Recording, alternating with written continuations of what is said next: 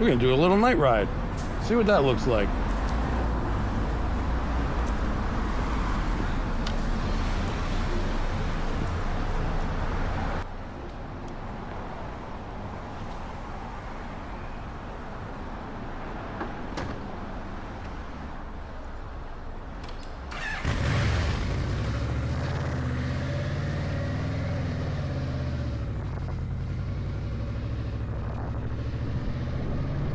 Okay, so here we are.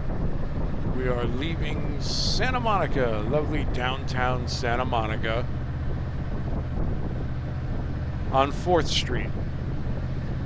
And we're heading towards the 10 freeway. Those of you who don't know the 10 freeway, it's also called the Christopher Columbus Transcontinental Highway.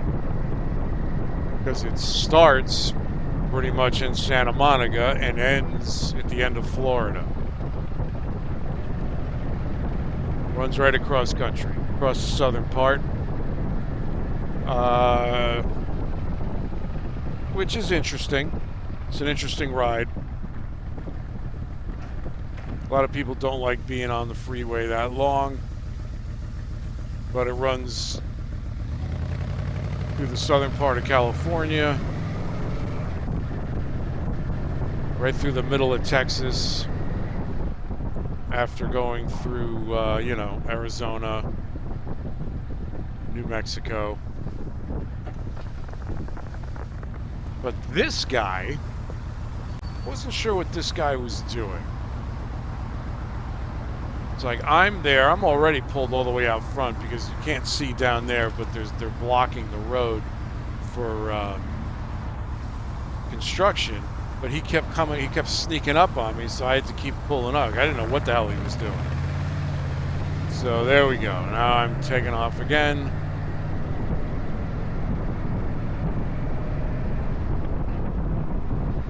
Heading toward the 10 freeway coming out of Santa Monica.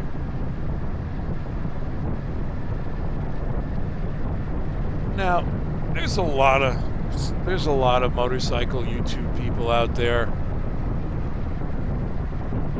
There's a few that talk about safety, and I watch them. I don't want to name them. I don't want them getting upset with me for no reason. But they always talk about, taking courses, practicing your skills, taking classes, buying stuff. We're not selling anything here. But a lot of what they do isn't, I don't know, maybe it's me, because I've been riding a long time. It just seems to me a lot of what they do isn't real riding. Sure, practice, sure. That's always a good thing to do. Alright, well here we are, we're about to get on. This is where we're going. Now all this traffic is coming from the beach, coming from PCH, the very famous Pacific Coast Highway. Is just a little further west of here. And look at that science fiction sky. I don't know why it's so bright out there, to be honest with you.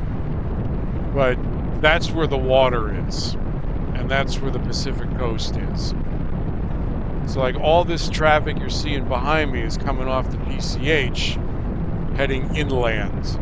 And this is like 10:30. Oh, there he is. Saw him too. Fucking idiot riding with no headlights. You gotta watch out for that, especially at night. What I was trying to say before, though, is all the guys that talk about taking classes and, riding courses and intermediate courses, advanced courses, sure. I guess all that stuff is good, but guess what?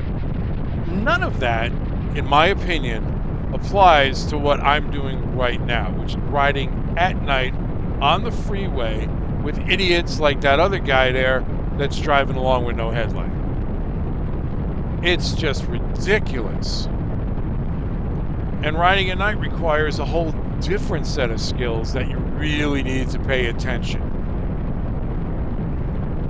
So you can't really see it too well, but you see all those lines at the bottom of the screen? even though this part of the 10 freeway is mostly cement, concrete, reinforced slab, because of the trucks and just wear and tear, you get ruts in the road that you normally can't see or feel in a car so much, but when you're on a motorcycle, that's gonna mess you up. You see that black line right there? That's grease. You gotta stay away from all that. That's just stuff coming out of cars as they're driving. I try to stay away from that as much as possible, but I'm right up on the line. And now you see that line, that's the space in the slab. There's what they call bots dots, which are the reflectors in the road. You gotta be really careful with all that stuff, because that will grab your wheels. That'll grab a motorcycle's tire, and if you're not careful, it could either it'll definitely send you off course.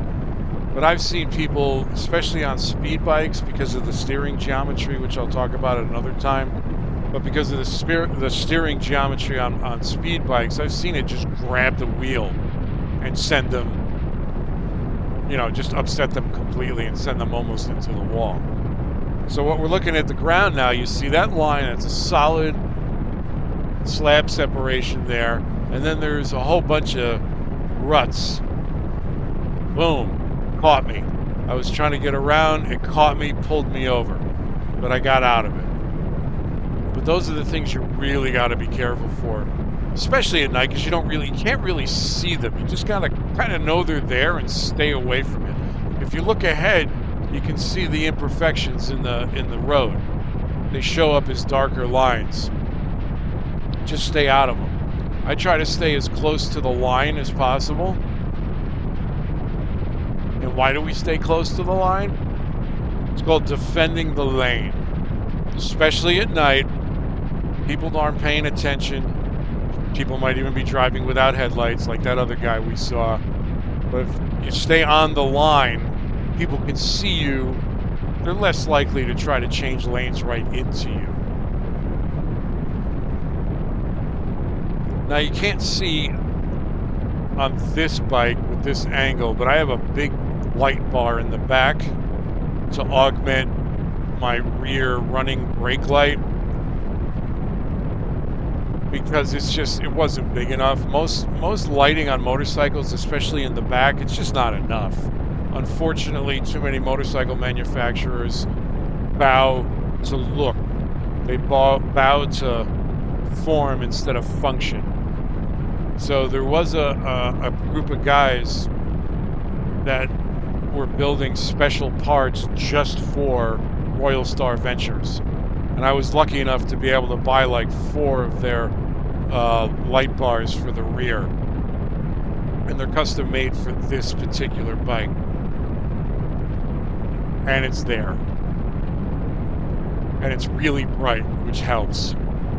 But here we are on the 10 freeway, cruising along at night. Then one of the other things you gotta pay attention to at night is people aren't really paying attention to what they're doing. So I'm not really looking that far ahead. I'm looking at the ground in front of me, and I'm looking up past the people in front of me. And every now and then I'll take a look off to if I'm in the far left lane, I'll take a look over to my right, because I see lights coming up. So I take a look, see what's going on back there, see if anybody's a threat. And you see all those cars behind me, the bus. Hey, brother, there's that speed bike guy. I don't know why he's going. Usually those guys are going a lot faster, but that's fine. I passed him, he's cool. But again, you can see all the dark lines in the road. The big dark line to my right there, that's just oil and gack. Stay out of the oil and the gack from the cars. Never ever ride in the center portion of the lane. Always ride in the first third all the way to the left, or the second or the third all the way to the right. Stay out of the middle. Now, here's a little piece of etiquette for all you non-motorcyclists and for some of you motorcycle people that don't pay attention to etiquette. See that guy in front of me? He's on a motorcycle, obviously. Now, he saw me coming, so he moved all the way over. I generally don't like passing another motorcycle in their lane. So I moved over a whole lane to give him room. Again, etiquette. It's just good manners. There he is. Gave him a little wave to say, hey, I saw you there. Thanks for moving. I gave you the room. So many people don't do that. And I see a lot of TikTok videos. I see a lot of videos in general where people are like, oh, don't pass a full patched Harley, or don't pass this, or don't pass that. In general, try not to pass a motorcycle in their lane. It's just rude, and it's bad etiquette. Simple as that. Go get out of their lane, pass them, they're not going to care. Because you're not being a douchebag. But passing a motorcycle in their lane is not good. So here we are coming out of the 10. We're still on the 10. We're hitting the 110 freeway, which is one of the oldest freeways in the country. And what you're looking at is the world famous Staples Center. I think it's still called the Staples Center. They keep changing names so often it's not even funny. There's the stitch line. You can see where the cameras overlap. But that's the Staples Center. Home of the Lakers. Now here we are heading north on the 110. We're going to go through basically downtown Los Angeles. Now, a lot of people outside of this area really don't know what the deal is with LA. Because people say, oh, you live in LA. LA is freaking huge. LA County is gigantic. The city of LA is actually really small. And it's kind of laughable because it's kind of a big city, but they're the worst big city in the country. It's just set up really weird. Sure, there's bus service through downtown. There's actually a subway, but it's not, you know what, I hate to say it, but it's not a real city. It's not like a Manhattan. It's not like a Chicago. It's not like a San Francisco. It's really strange because it's so damn spread out. And the way they built the roads, the freeways cut it up into sections, which is fine. But here we are, we're on the 110 going up through the middle of downtown. And you can see the streets go above us. The east-west streets are above us. And then there's all what we laughingly call the LA skyline, which is kind of funny because it's what, 15 buildings maybe is their skyline, and they're all clustered together. I guess that's what happens when you live in an earthquake zone. But here we are going through downtown LA.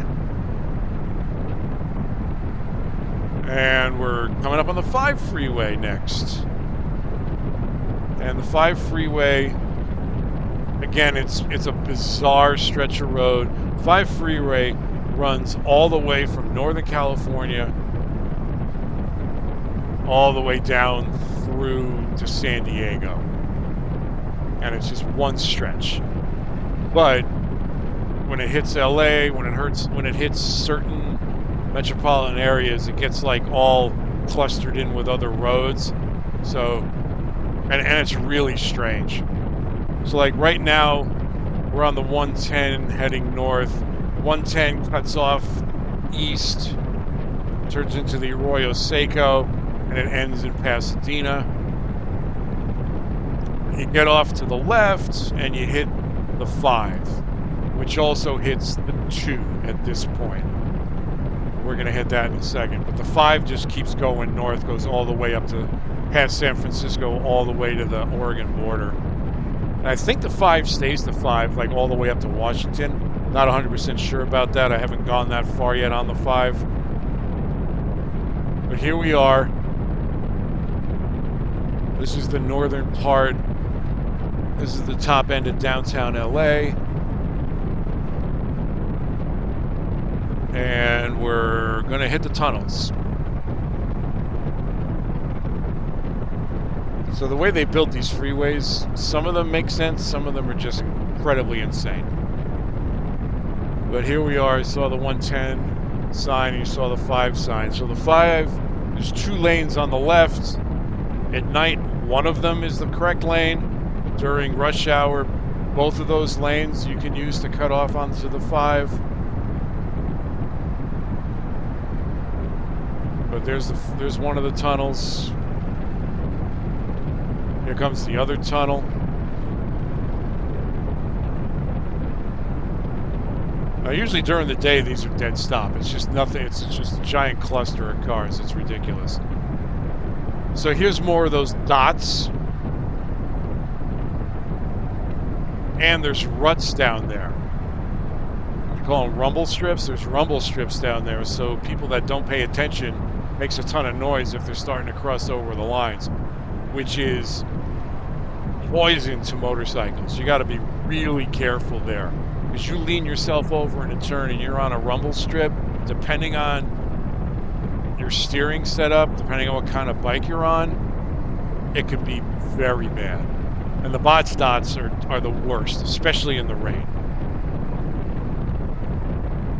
And in the rain too, the lane lines, paint lines in the rain are extremely slippery. You can be going along fine, you turn, you lean over to turn, you hit a wet paint stripe, you're done. Front end goes, your history. So there's a lot of things on motorcycles and stuff you learn over the time. I haven't owned a car in Los Angeles for 20 years. I've been on motorcycles and I ride in the rain, which is the worst it ever gets here is heavy, heavy rain. I have rain gear. I have gear for all 4 seasons. But here we are on the 5 freeway. And we're like 10:45, 11 o'clock at this point. Look at all those cars coming south. To my left there, that's the South 5. I'm on the North 5. Yeah, the traffic patterns in LA are inscrutable because you never know. You have no idea how it's going to be. You just don't. You can think it's going to be nice going in one direction and turn out to be an utter ridiculous mess. And you can think it's going to be okay coming in the other direction and it's another ridiculous mess. I still haven't, quote, figured out the traffic patterns of Los Angeles. Because you can't. You just can't. But I just want you to see how dark it is, too. That's another thing that's a motorcyclist's enemy is extreme dark. Now you see all those cars on the left. What you do is, and what I have always done, especially when it's really raining, is you look at the car, you look for the lights in front of you. If you can't see because it's too dark or the weather's really bad, follow the lights. Step into the light, Kim Carolan. Step into the light. Follow the lights. You don't have to worry about it. And like I've said on other videos, you know, on a motorcycle, you're not looking where you're going, you're looking where you want to go. You're not looking at the obstruction, you're looking around the obstruction. Because if you look at the obstruction, you're going to run right into it. It's called target fixation on a motorcycle. You'll run right into it. So you're always looking where you want to go. So again, you see all those cars on the right. Now I'm off the 2. We went to the 5. We got on the 2. I got off the 2. Now I'm on one of the main roads in the south end of Glendale. I cut out a bunch of stuff on the surface streets because it just didn't matter, and red lights and stuff like that. But here we are, and now we're parking. And it's hard at night because it's hard to see. And there's the other bike. There's the other bike. I'm gonna do an entire video on that thing. People that know motorcycles should be able to tell what that is just by looking at the tank. but we're home. But yeah, people don't really talk about riding at night in these areas enough because it's not the easiest thing in the world to do. It takes advanced skills, and to be quite honest with you, too many motorcycle people just don't care about that. And again, I'm the true 1%, meaning I don't have a car. All I have is a motorcycle. And that's what it looks like riding around here at night. Thanks for joining me. Stop recording. Thanks for riding along. We'll see you again next time. Have a good day, night, evening, whatever it is, wherever you are.